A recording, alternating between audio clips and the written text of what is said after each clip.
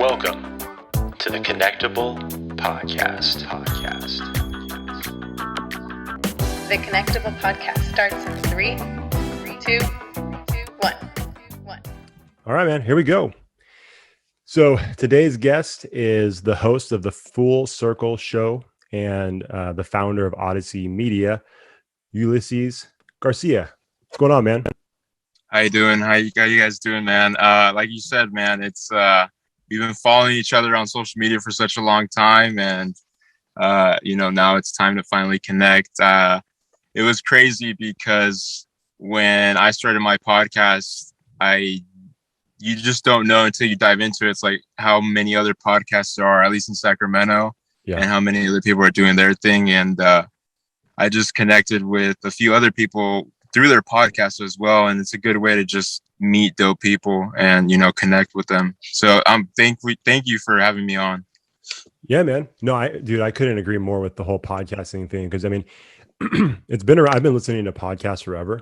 I mean, at least 12 years now. I mean, whenever they started, I was listening to them before they were popular, and then now you listen to them and it's like everybody makes the joke, like everybody has a podcast. You can basically find a podcast about anything, but that's why I love podcasts so much. Like you can literally go to Apple Podcasts or Spotify, wherever you listen, type in any subject and you can find it. And I'm sure you listen to a ton of podcasts besides just hosting your own. Like we have access to some of the greatest minds out there. Like you can go from listening to someone like Joe Rogan, who has some of the biggest guests out there, to like someone like Malcolm Gladwell, right? Who is one of the smartest people in the world. You know what I mean? Like it's a weird thing, and it's all for free.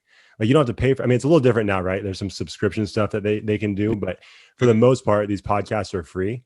And it's just, man, I love the medium. So it's always fun we love connecting with people in general, but when we can connect with someone else who's also doing the podcast thing, it's pretty cool.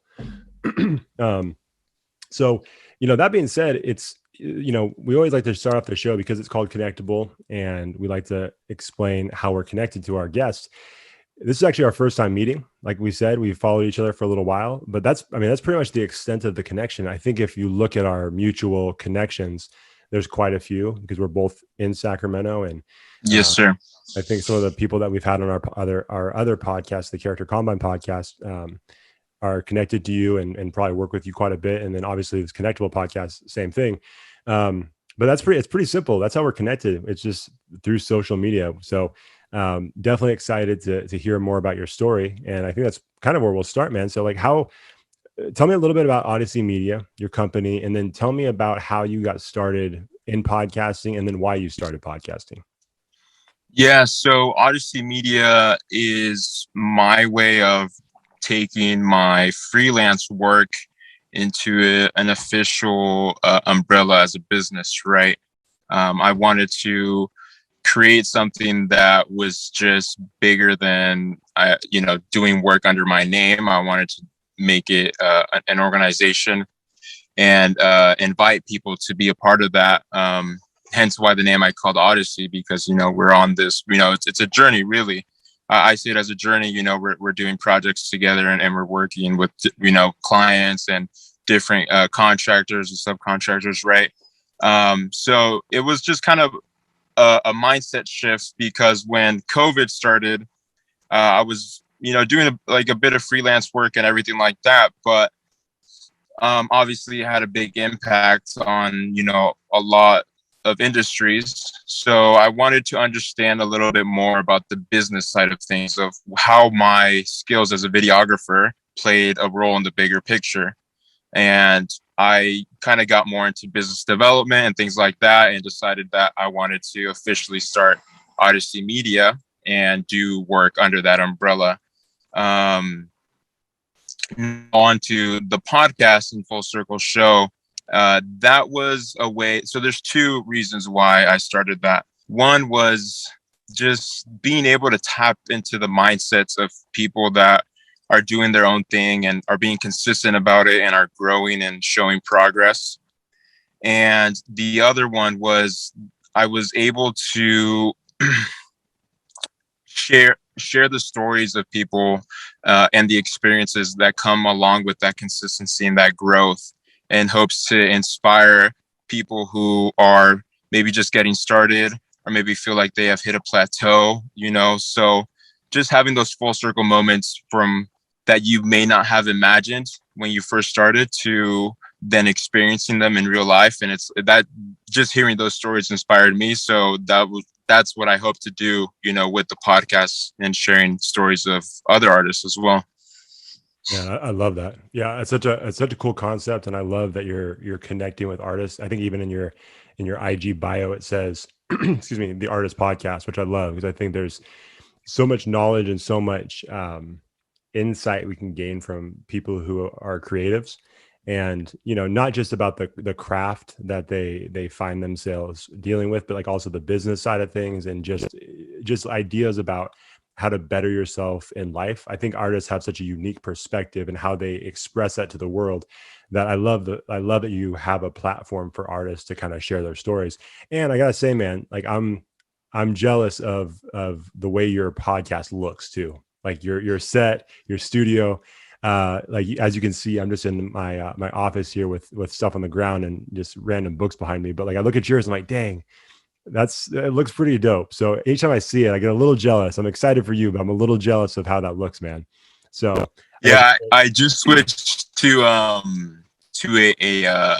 doing a lot of the interviews from now on until I can find a new space, doing them virtually, right? So that was like a whole new shift as well, learning how to make sure that the audio was good and everything, and making sure that the lighting was good and the visuals, was good at best as possible. Unfortunately, I couldn't do this interview there today, but I'm glad we were able to connect regardless.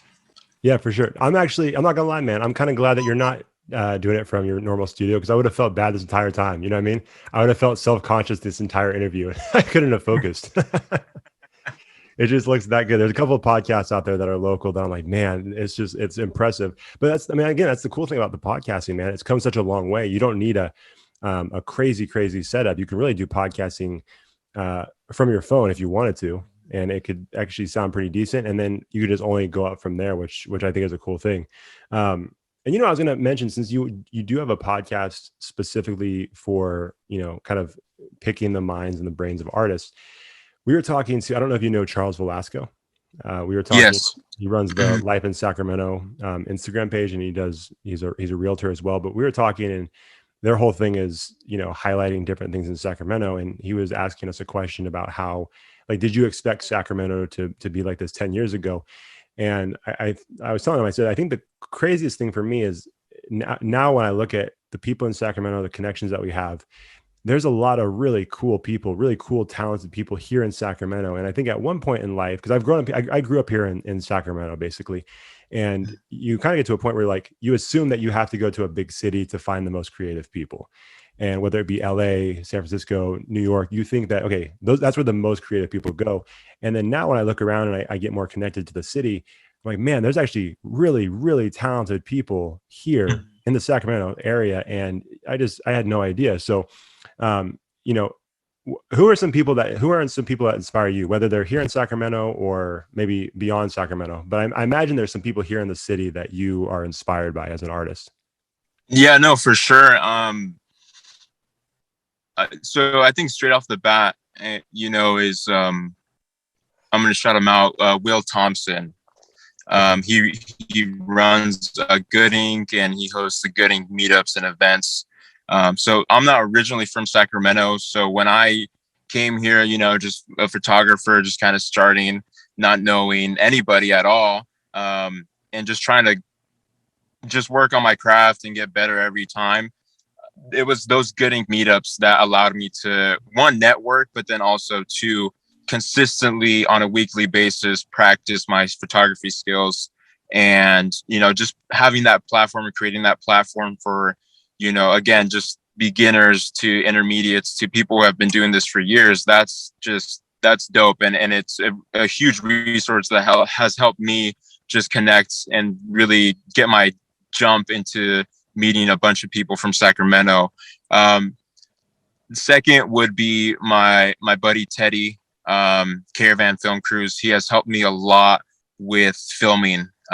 He showed me some tough love, but he knows that I can take it. And that just makes sure that I'm on my toes and I'm constantly learning. I'm always asking, okay, we might have hit the goal on this project and it might have just turned out great. Everything just turned out great, but how can we do better? Why does it suck this time? Right. We nailed it, but let's do better next time. Two more shout outs that just come straight to mind. Another good friend of mine, her name's Kitty, and she was actually one of the ones that I met at the Gunning meetups. And I remember her just pulling up in a car with a car full of kids coming from LA because her children, they do modeling for like Old Navy, Walmart, Nike, things like that, right? So I didn't believe it at first, right? But just her, she really did push me as well to believe in my photography skills. And, I was able to meet a bunch of models and other photographers as well through her. And again, just allow me to network and keep on perfecting my craft and getting better and trying and failing. And then the last one I would have to say, my buddy Veer FX, he's the owner of Black Tape Company. Yeah. And on the social media side, he taught me a lot. When I was in high school, social media was just a very just consumer centric thing. You post, you try to get a few likes, things like that. It was very personable. But working with him, I really saw it as a shift in terms of like, this is a business, this is actual work. You can use this to meet new people, to create opportunities, to help others with your craft. And without that side of things, it's just just vital as a freelancer at the time. And it's super necessary, especially as we kind of transition even more into just digital age. Yeah, that's awesome. No, I like all the shout outs, man. Again, that's the point of this podcast, is getting people more connected to each other. Man, I have so many thoughts and questions based off of everything you just said. First, I just want to say this: you're the second person in 2 weeks that have shouted out Veer. I don't know him. We do follow him, and I've seen some of his work. But we had another videographer and photographer on the show, Josh Sapansky, a couple weeks ago, and he shouted him out as well. So we may have to get connected with this dude and have him on the podcast, because people keep shouting him out. We'll make a group chat or something. Hey man, let's do it for sure, because we would love to. Like I said, I love his work, and we've been following both him and his company for a little while. But it just seems like he's a super influential person when it comes to the creative space in Sacramento, which is awesome. Mm-hmm. I want to go back to what you said about the first gentleman that you shouted out, the second guy you shouted out, because I'm always interested when it comes to, because I played sports my whole life. Deb and I have a sports podcast that we were doing for a couple of years. And so we love kind of tapping into the athletic mindset, but I feel like there's some similarities between an athletic mindset and then the entrepreneur or the creative, because what you said about criticism and your buddy sharing some things that maybe didn't feel good at the moment, but you needed to hear.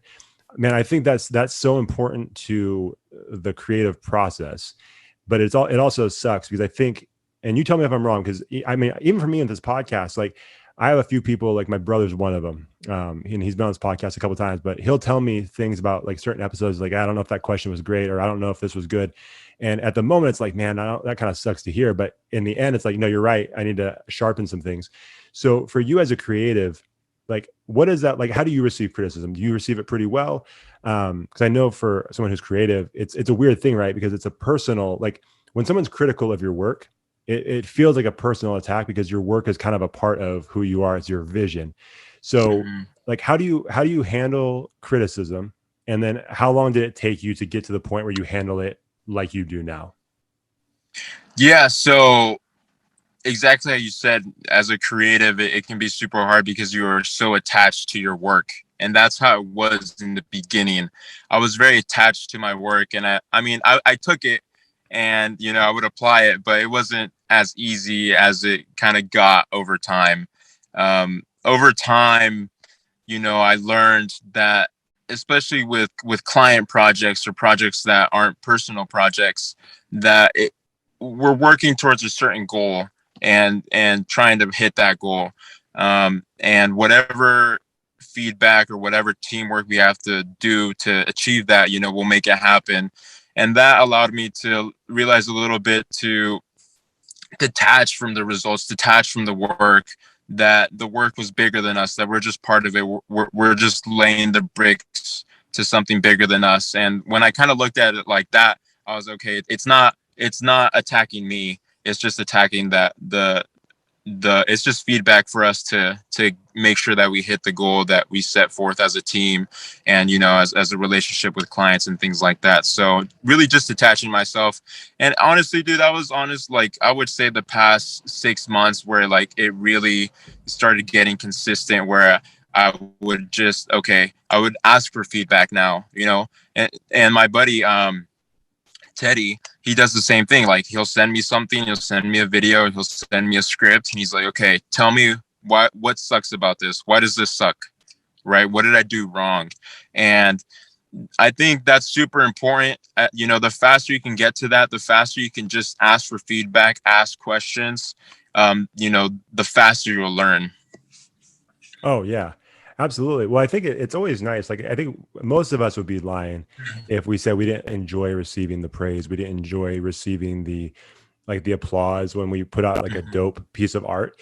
But I also think that that's awesome. But if that's all we're receiving, like you said, we're not going to grow from it. We're not going to learn from it, and we're not going to get any better. I think the only way we can get better is to, receive that criticism. And I like what you said too, man. It's like you have to be able to, and I think the moment you're able to separate the criticism and your project from your self-worth is the moment where you'll probably receive the criticism the best, and it will be the most beneficial for you. I think, like you said, if you're just feeling like it's a constant attack on you as a person, then it's always going to be tough to take that criticism, I think. And and you'll probably never benefit from it, right?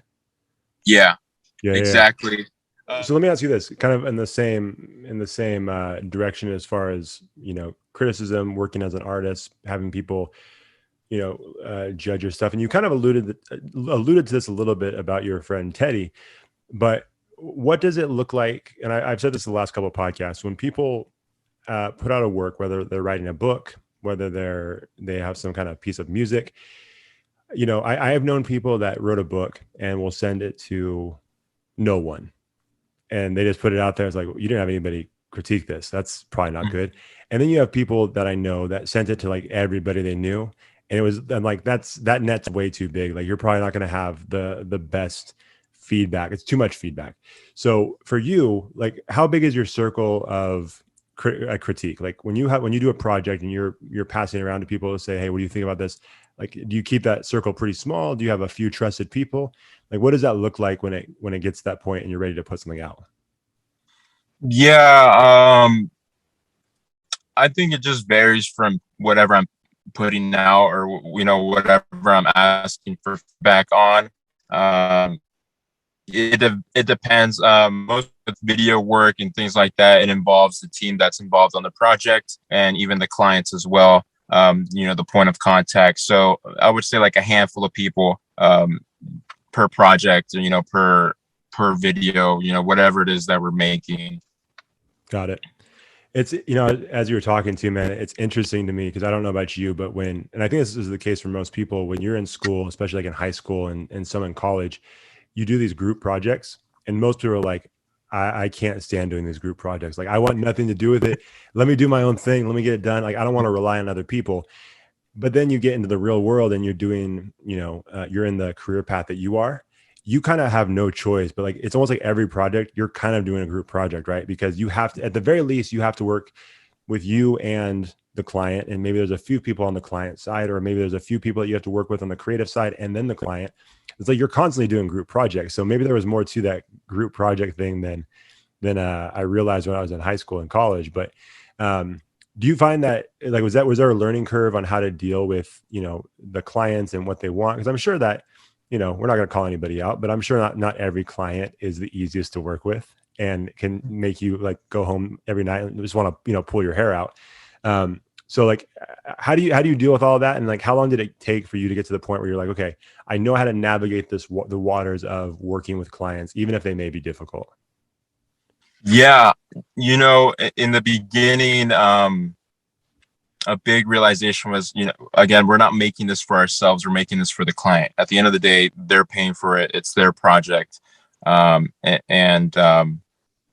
that's how I went about it. So that was a huge step. That was a huge help. But it's always a constant thing. I just bought a couple books that I'm thinking of diving into on customer experience and customer service. I bought a course on project management. And so for me, my learning is I would take that and, get some useful information so that using my past experiences or new experiences, I'm able to kind of connect the dots a little bit and recognize certain situations with clients, right, that can be a little bit tricky to deal with sometimes, maybe because they're a little bit more foreign. But a good buddy of mine, I think this is going to be a huge just shout out episode. That's what we do, man. It's his name's Jace Angelo, and we love a Jace. huge thing. He said he's like, it's all about relationships, bro. And with relationships, it's communication, and 100% of it is communication. Knowing what questions to ask, when to ask the questions, what kind of boundaries are you setting at the beginning of the project? If there's miscommunication, if you mess something up, take accountability for it, say sorry, and offer some solutions to it. So, obviously we can't prepare for everything, and there's going to be stuff that comes up, but, as I try to approach every single project now with communication, and you tie that in with a great team and focused on one goal, then it's going to go as smooth as it can go. Yeah, I love that. Yeah, we're big fans of Jace. I tried to get him on this podcast. I sent him a DM, but I don't think he ever saw it, so I'm still waiting. Man, I've been trying to get him on my podcast too, so I don't know. He's elusive, man. The first time I met Jace was with our other podcast character Combine. We had Kim Ruby on, and so she's awesome too. Like, she had a great episode and way smarter than I'm. Like, I was sitting on that podcast. I'm like, I'm not smart enough to be sitting on this podcast. She's way too smart for me. But he actually came with her, and he was sitting off to the side, and I had a chance to talk to him a little bit after we were done recording. And I'm like, man, he should have been on the podcast too, because he's got so much wisdom when it comes to, just like you said, how to deal with people and how to communicate with people. So, Jace, if you're hearing this, man, this is my formal invitation. And I'll say it for Ulises too. Just come on our podcast, man. Just come on both podcasts. The world needs what you have to say, bro. So, yes, he's probably not going to listen to this, but just in case, like to take the shot. You know what I mean? Yeah, for sure. So let me ask you this: do you think anybody can be an artist? Yeah, I think so. Yeah, I think so. Or go ahead. No, please go ahead. I want to hear your answer. Yeah, I think so. I think it's just about trying a bunch of different things. Before this, I was heavily into soccer. I just soccer. And all of a sudden, I just started picking up a camera, and I went down that route. But with trying a bunch of different things, you just find yourself naturally going towards what interests you, and out of that you can make some unique stuff. Ideas start coming to you because you are passionate about that, and you just create something out of nothing using that passion and that drive to learn. Oh yeah, for sure. Well, I feel like I hear people all the time say, "Oh man, I'm not creative. I don't have a creative, bone in my body." I'm like, I don't know if that's true. Like, I think we all have creativity in us. Mm-hmm. I think we could all be artists in some way, shape, or form. It just may not be. I think sometimes we see, like, I could look at what you do with video, and I'm like, I'm not really an artist. I may not be an artist in the same form or same medium that you are, but I'm sure there's some other thing out there that I could be creative with. You know what I mean? Even if it's not like at a super high level, I think everybody has the ability to be creative. I think sometimes we prevent ourselves, and we always put up a block before we even allow ourselves the opportunity to try to be creative, if that makes sense. It does.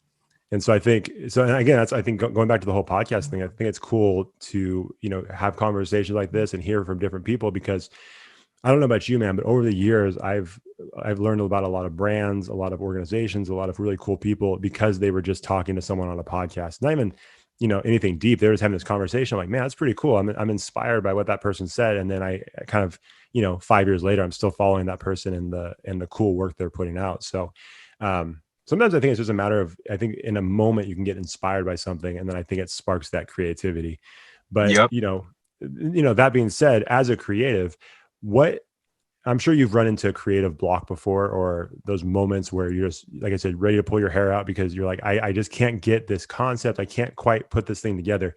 It sounds like you play sports a little bit. So what, maybe you work out. I don't know. What kind of stuff do you do when you're in that, like a creative rut and you just need to, kind of get those juices flowing again? Yeah, man. I think the two main things that come to mind every time that usually happens is one, just a huge nap. I just take like a fat nap and and Right. just wake up refreshed.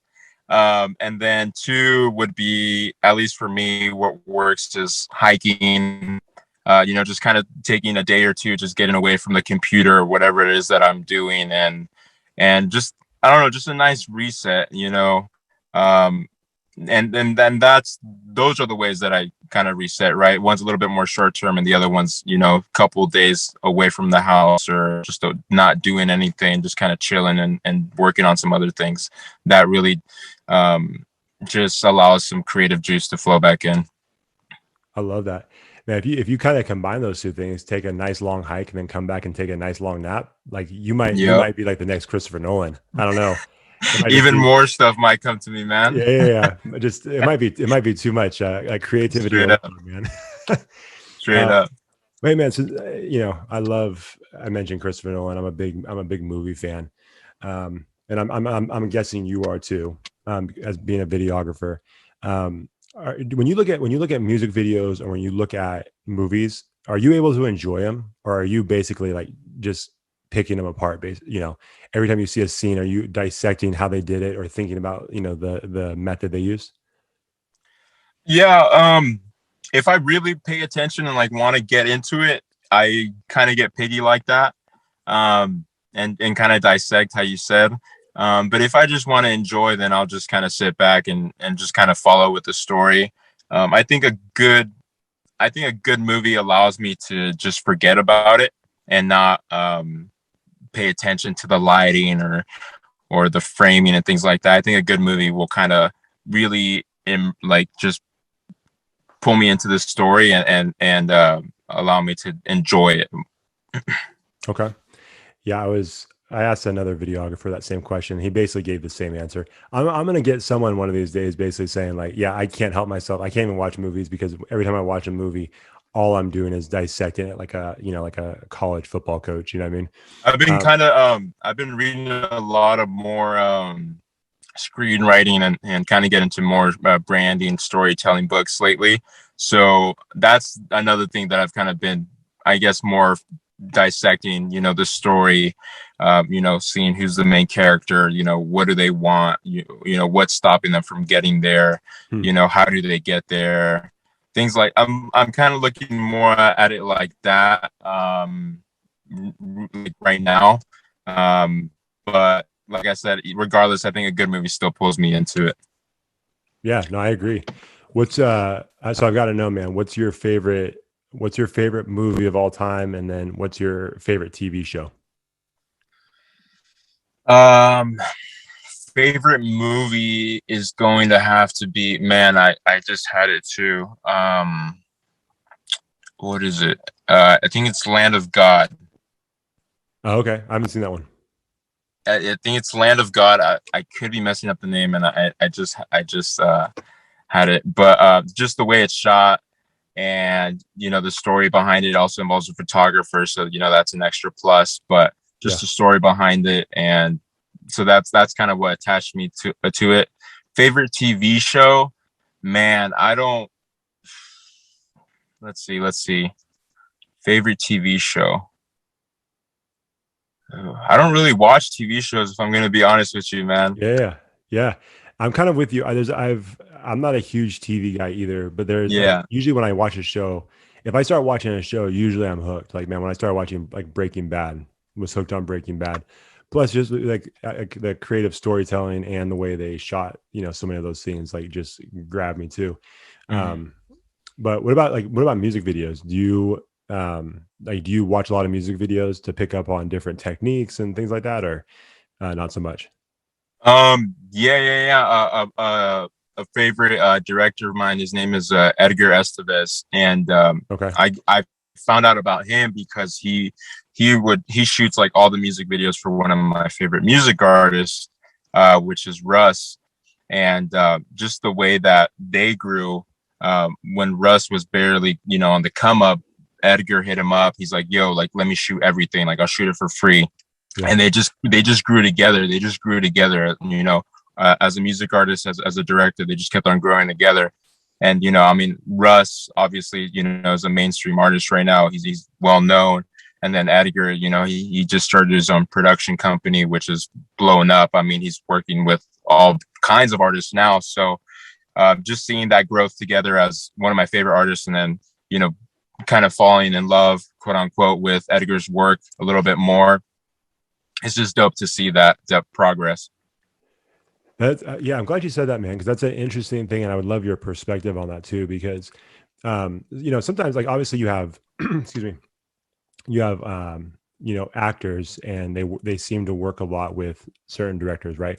Like I mean, how many movies has Samuel L. Jackson been in of Quentin Tarantino's? There's been a ton of them. Like Martin Scorsese, it seems like he's worked a lot with like Leonardo DiCaprio and Robert De Niro, some of these guys, and it seems like some of these directors and some of these actors and actresses just have this synergy that's created, and they just produce magic every time they're together. They produce magic. Same with, like, I'm a big hip hop fan.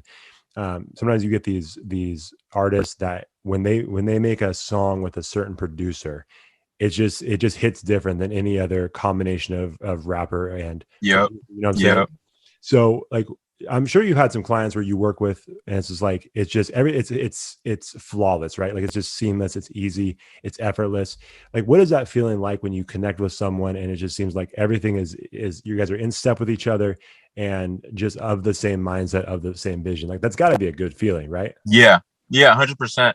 I think you just kind of get into that flow state, and I think it's just like 10x that flow state, because you're just like very urgent, and not urgent, but you're just very passionate on just working on the project. And and I think it just comes from having no egos involved, and like I said, just from the start, like, how can we make this the dopest thing ever? And trying new things out. This works, all right, this doesn't work. And that was the main thing that got me into photography and kept me going. Was ever since I first started, just kind of shooting around, with my friends and stuff when I was first starting out, is I just want to make dope shit with dope people. Yeah. That's what I want to do. And I don't know, it's just that feeling of just late nights, early mornings, editing, just working on this one thing, making sure it's like perfect, even though that it might, like, we can't get there, but just that feeling of trying to get there and making it the dopest thing possible. I don't know, it's just that feeling of passion, man. Yeah. What's the craziest shoot? Because you mentioned late nights and early mornings. What's the craziest shoot, or maybe it's one of the same, or the most challenging shoot that you've ever done? So two come to mind, and there were kind of multiple throughout multiple days. One of them was, so I had to go to LA, and then I had to be back by 3 a.m. because we were gonna go do a shoot in Tahoe for sunset, right? So I think I left LA like around 8 p.m. So it's like a 5-hour drive, 5.5-hour drive. Got home, packed, picked up the people that were carpooling with me. We went to Tahoe as a group. I think there was like 2-3 cars involved, and knocked that out. and then we were just driving all around Tahoe, shooting, and just I was driving the whole time. I had to drive from LA to and back to LA by myself, Oh, and then to Tahoe. So I was like exhausted, bro. Just throughout the whole day, I just passed out when we got to the Airbnb. I bet. But it's it's just being around those people and just the stuff that you're working on that kind of keeps you going. And then the second one was a more recent project that we did with Rachel Roberts. She's Oh a yeah. country artist.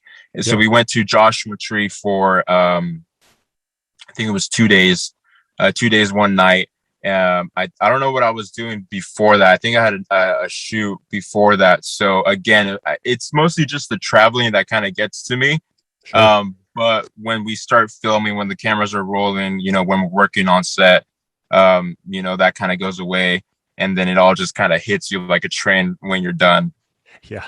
That's when you need that long nap that you were mentioning earlier. Yes, sir. Yes, sir. Man, that's just kind of the life you sign up for, though, right? Because I know Yep. I have a buddy that was doing his own videography or had his own video company as well, and it just seemed like everything he was posting was just like, does this dude ever stop? Annie has a family too, a little girl, so it's like, dang, it seemed like it's just a wild thing. But I guess it's just I mean, you're probably just built that, right? Like if you jump into that business, you're kind of probably just built and geared for that type of work, right? Like it's gonna be tiring, but it's probably not going to bother you like it would bother most people. Yeah, it's it's there might be they might be the toughest days, but they're definitely, without like a single doubt, they're the most fulfilling. Absolutely. Absolutely. Uh, I have a couple more questions for you, man, before we get you out of here, because I want to be respectful of your time. Um, but obviously, this is the Connectable podcast, and our whole goal is to get people more connected. That's why we love podcasts, is because it is an easy way for people to get connected to other people from all over the place and get inspired by what they're doing. Um, that being said, it's kind of a big question, but like, how do you feel that art helps people get more connected to their community? I think it's great, man. I'm gonna reference a lot of books too. I think it's great because, sorry, can you still hear me? Sorry, cut out a Yeah, little bit. yeah, you're good. You're good. All right, cool. I think it's really dope because, reading the book Principles, uh,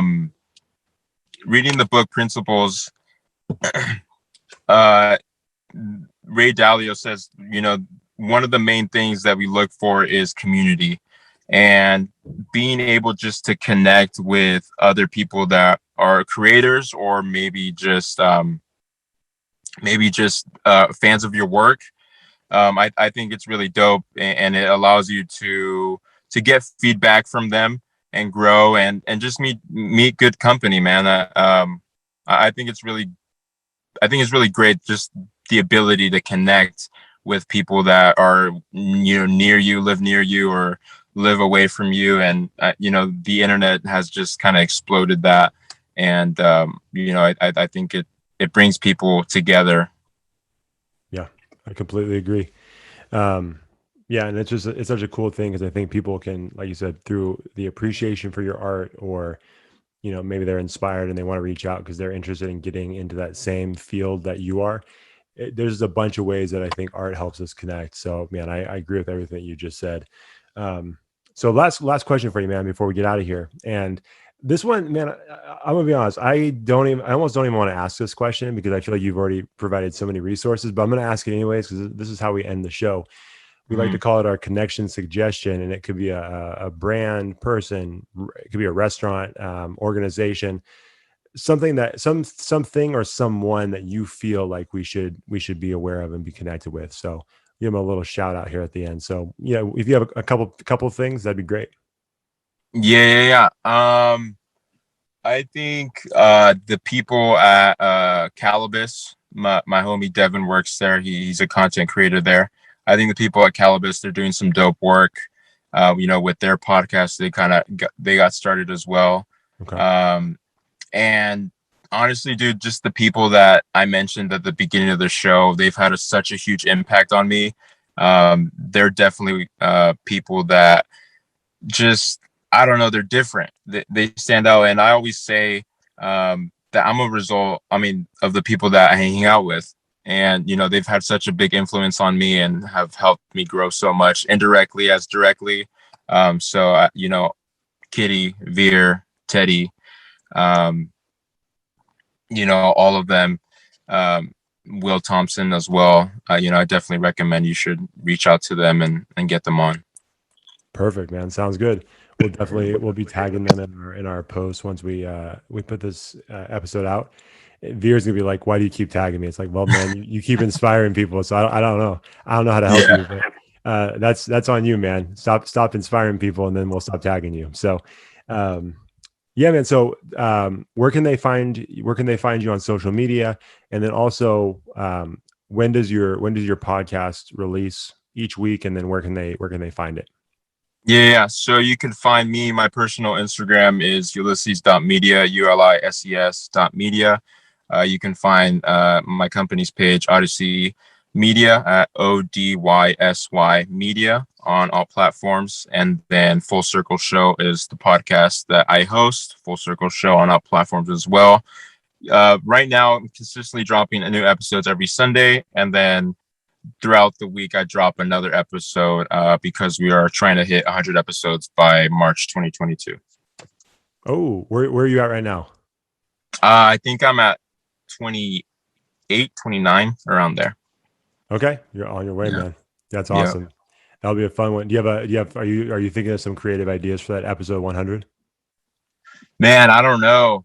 I think as I get there a little bit, maybe towards the end of this year, something will kind of come up to mind. I'll probably have to study, what other people did for their 100th to, get some inspiration from there. There you go. Our other podcast, once we hit 100, that one was audio only. So we did a video podcast. That's how crazy we got real wild. We turned the camera on. That's all we did. So we're like, this will be cool. So you're definitely going to come up with something way more creative than we did. So I'm looking forward to it, man. Definitely, you guys, make sure you guys check out the show. It's an awesome show. I'm not gonna lie, I haven't listened to the last couple of episodes, but I think the last one I listened to, it was a little while ago, and I know we follow him. Is it D Expert? Or yeah. I don't know his actual name. I just know him as his Instagram handle, but that was a really good episode. Because again, he's someone that puts out a lot of dope work too. So yeah, man. So everybody, make sure you check out the Full Circle Show. And then follow Ulises. And if you guys want to follow us at Connectable Podcast on Facebook, Instagram, and YouTube, and then on Twitter at Connectable Pod. And then, as always, on all your favorite podcast apps. So, hey, man, thank you so much for the time. I appreciate it. And thanks for sharing some of your insight and knowledge. And, man, we look forward to continuing following you and everything you're doing, man. We appreciate it. Yeah. Thank you for having me, brother. Yeah, man. Thanks for watching the show. If you enjoyed that episode, make sure you like it, share it, and hit the subscribe button to get a new episode every week. We'll see you next time on the Connectable Podcast.